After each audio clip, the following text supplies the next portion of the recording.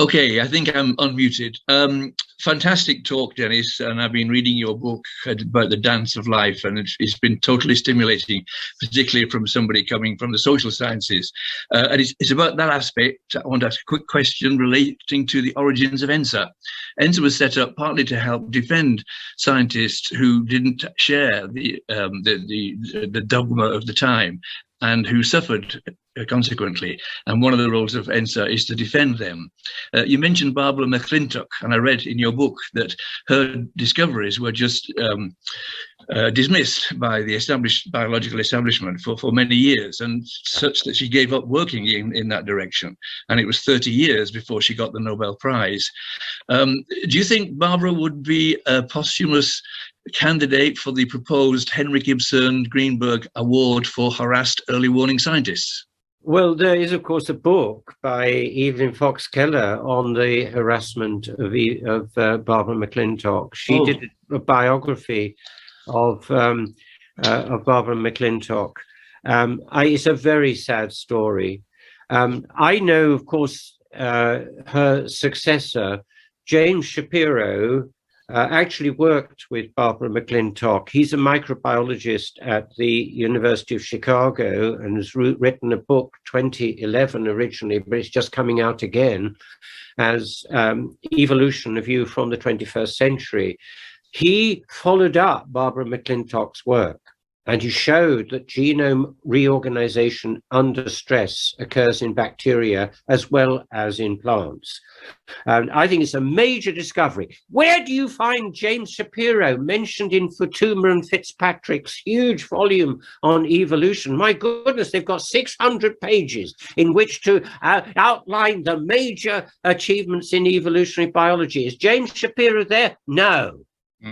Yes. I get angry about this, and it's why I wrote The Illusions of the Modern Synthesis, because it's time we called time on this set of dogmas that have been passing for science for something like, well, I would say at the moment about 50 years. I'm dating it back to about 1970. Interestingly, it didn't exist in 1942, as I hinted earlier on.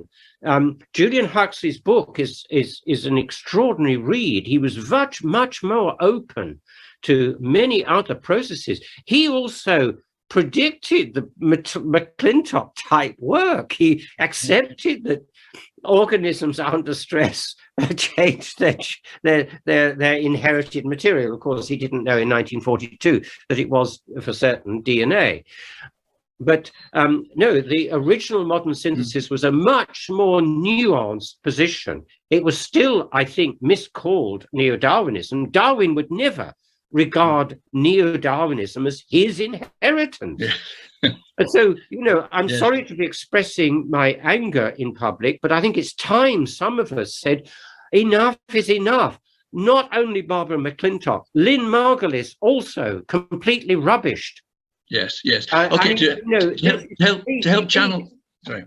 To help channel your. Well, I've said enough, haven't I? No. But to help channel your anger, as it were, or your emotion into a progressive area, would you be one of the 3 top scientists I need for the jury of this award to be given to harassed early warning scientists, some of whom might get it posthumously as well? I not only would be delighted to do anything like that. In 2014, at a meeting organized by the Journal of Experimental Biology, which was all on epigenetics, I gave the closing talk, and it was a very simple talk.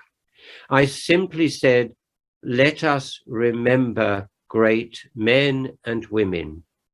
And I documented in a slide the list of those who had been ignored, even though they had made major contributions to biology and to medicine.